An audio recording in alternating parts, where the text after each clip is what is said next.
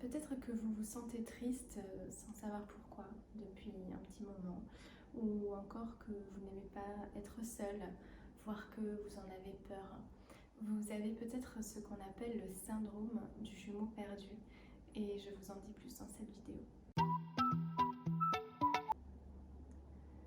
Je suis Lucie Léglise, je suis praticienne en kinésiologie intuitive et énergétique, et j'accompagne des personnes à aller vers leur mieux-être, leur confiance en elles, leur sérénité et leur stabilité avec différents outils. Le but, c'est surtout de libérer des blocages inconscients et énergétiques en lien avec ça. Et je voulais faire une vidéo pour parler du syndrome du jumeau perdu, qui en fait concerne une grossesse sur 10, donc 10% des grossesses, ce qui est assez énorme. Ce qui se passe, c'est qu'au tout début de la grossesse, les premiers jours, les premières semaines, il y a 2 embryons. Très souvent, ça passe inaperçu parce que c'est avant la première échographie, parce qu'il n'y a pas de symptômes particuliers au moment où le deuxième s'en va. Ce qui se passe, c'est que pour l'embryon qui reste, donc la personne qui naît, qui s'incarne, il y a une mémoire, forcément, une mémoire déjà cellulaire, de perte, de séparation, voire d'abandon. Et au niveau de l'âme, il se joue vraiment quelque chose d'important dans l'expérience de ce vécu pour la personne qui s'incarne. C'est intéressant d'en avoir conscience et de pouvoir mettre du sens derrière ces symptômes qu'on peut ressentir donc de tristesse. Cette tristesse, elle est liée au fait de cette perte, de ce jumeau. Et aussi un sentiment d'insécurité quand on est seul, parce que voilà, ça a été, même si c'était assez court, un repère au tout début de cette incarnation. Et en fait, très souvent, donc au-delà de ces quelques jours, ce sont 2 âmes qui sont très connectées, qui sont très liées, qui sont vraiment un repère l'une pour l'autre et qui ont souvent vécu de nombreuses vies avant celle-ci ensemble. Ça peut être en effet en tant que frères et sœurs, mais ça peut être aussi des liens familiaux, des liens amicaux ou autres. En tout cas, ce sont des âmes qui sont très proches, qui sont un repère l'une pour l'autre. Et alors, il y a plusieurs configurations. La première, c'est que c'était prévu avant la conception, avant le début de cette incarnation, qu'il y en ait une qui s'incarne et l'autre non. Ou alors, un autre cas, c'est que c'était prévu que les deux s'incarnent ensemble. Et il y en a une qui change d'avis, c'est-à-dire qui peut-être a peur de s'incarner, se dit qu'elle s'est mis la barre trop haut par rapport à son projet d'incarnation. En tout cas, bien sûr, ça n'a pas de lien avec l'âme de la personne qui s'incarne. Il y a énormément d'amour entre ces 2 âmes et une grande tristesse à cette séparation, même pour celles qui décident de partir, même pour celles qui ne restent pas.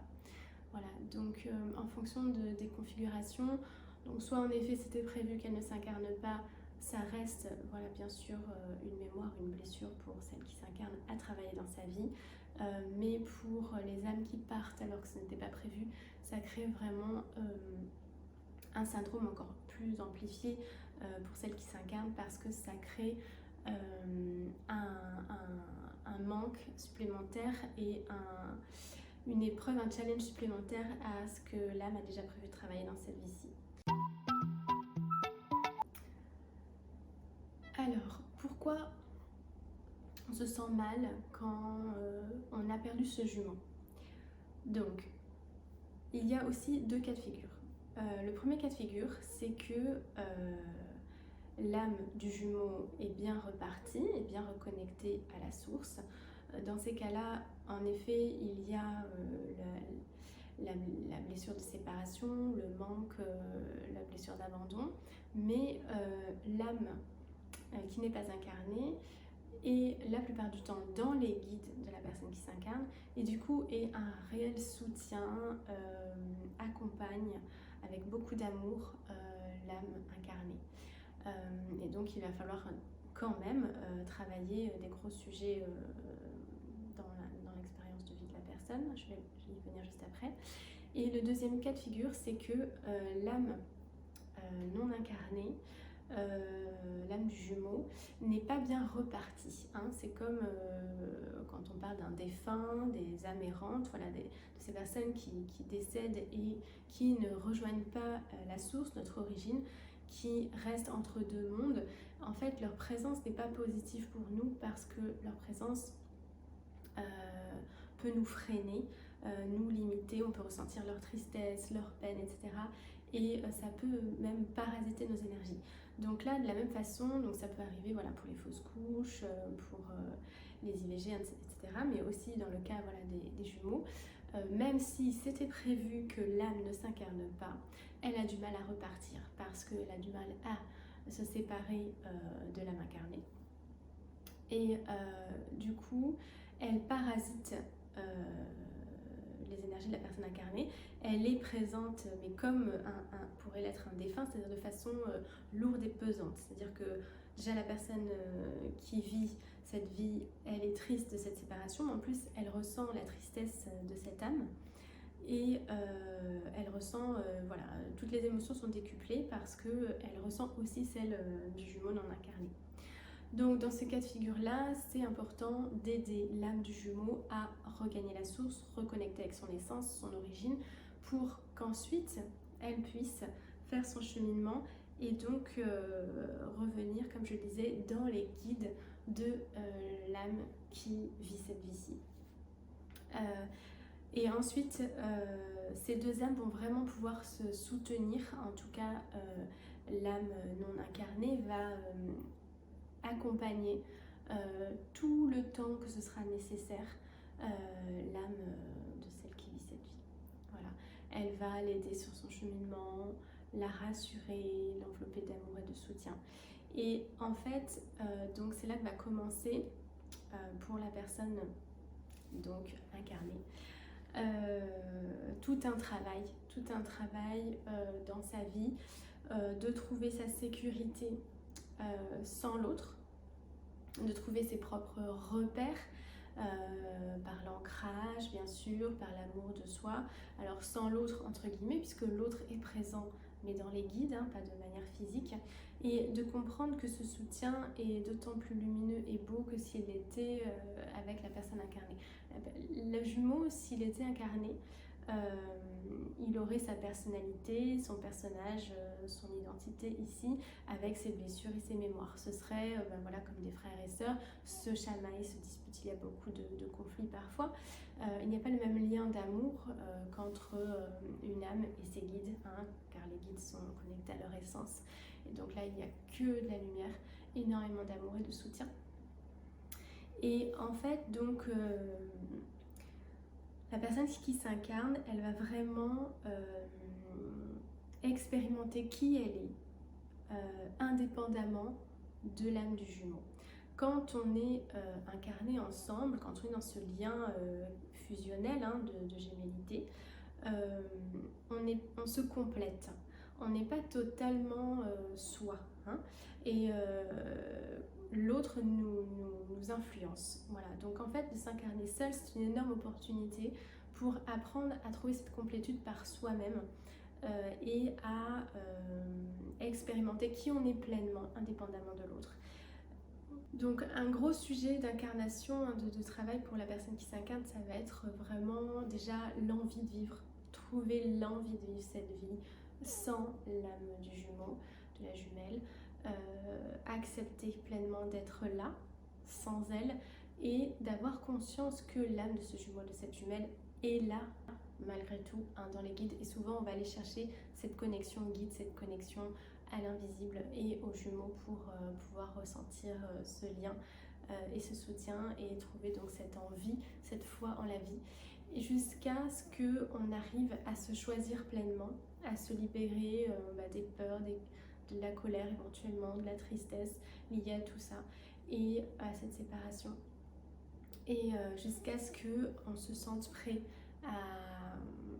à cheminer vraiment par soi-même dans cette vie-ci. Et à ce moment-là, l'âme du jumeau pourra choisir, choisir de partir, c'est-à-dire de ne plus être dans les guides pour continuer son chemin, probablement s'incarner quand voilà, celle qui est présente sera prête à aller de l'avant par elle-même. Alors le syndrome du jumeau perdu, quelles sont les conséquences dans les relations amoureuses de la personne incarnée?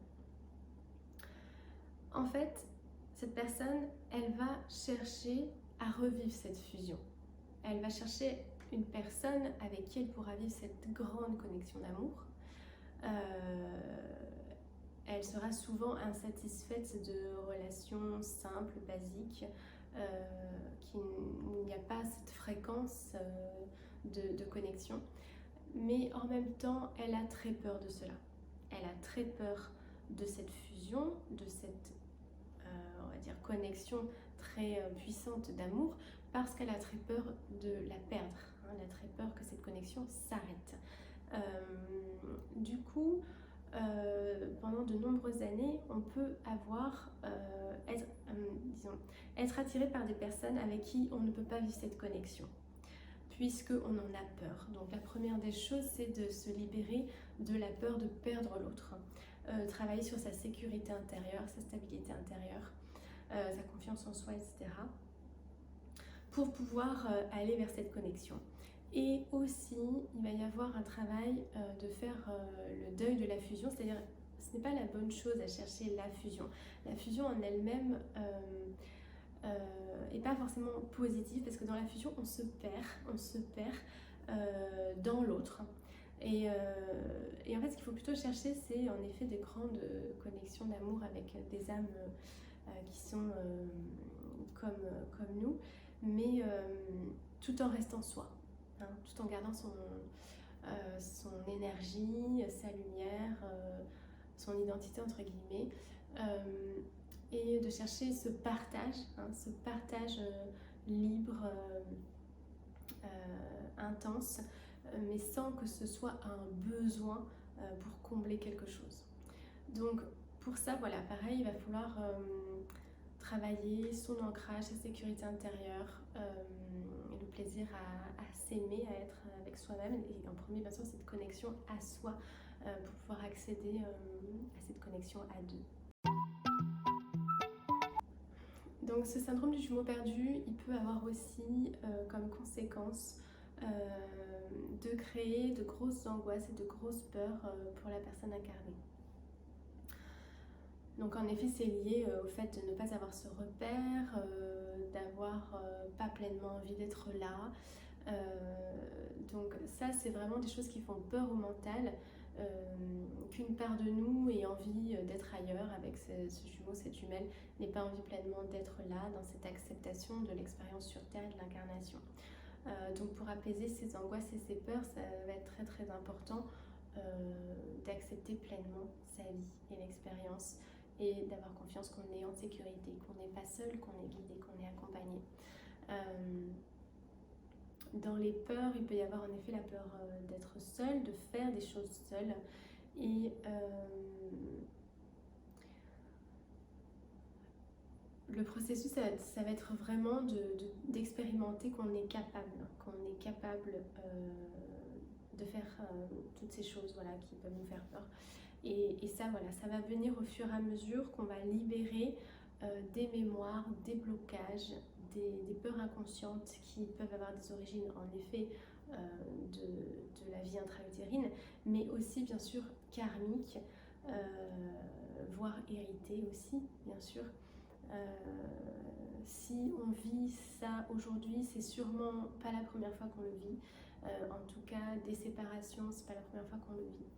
Donc il peut y avoir en effet de nombreuses mémoires de séparation qui font écho à celle-ci, et justement tout le processus de la vie sur Terre, ça va être d'avoir conscience que la séparation n'est qu'une illusion, et que bien sûr nous sommes tous interconnectés, tous liés, et liés au ciel, et tout en étant bien sûr sur Terre.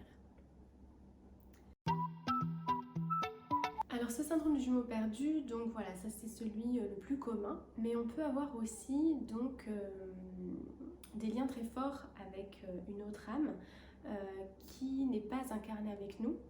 Alors cette autre âme peut être incarnée ailleurs en France, pourquoi je dis ailleurs sur Terre, et on peut sentir le manque aussi. Hein. On peut sentir le manque de cette personne qui n'est pas avec nous. Mais elle ne parasite pas nos énergies puisqu'elle n'est pas avec nous, elle est dans cet ailleurs, mais on peut avoir les mêmes symptômes, hein, de tristesse, de peur de la solitude, d'angoisse, donc ça ressemble dans la problématique. On peut aussi avoir des âmes, on va dire jumelles, dans le sens en tout cas proche, avec des frères et sœurs qui ne s'incarnent pas en même temps. Et il y a souvent une des âmes qui est plus consciente de ce lien que l'autre, et du coup il va y avoir aussi quelque chose à guérir, hein, au niveau de ce lien d'amour. On n'est plus incarné en tant que jumeaux, on est incarné en tant que frères et sœurs, donc il y a une différence au niveau de la fusion en tout cas, et c'est une première étape pour l'âme pour apprendre à avancer par elle-même. Voilà, j'espère avoir répondu à vos questions sur ce sujet du syndrome du jumeau perdu.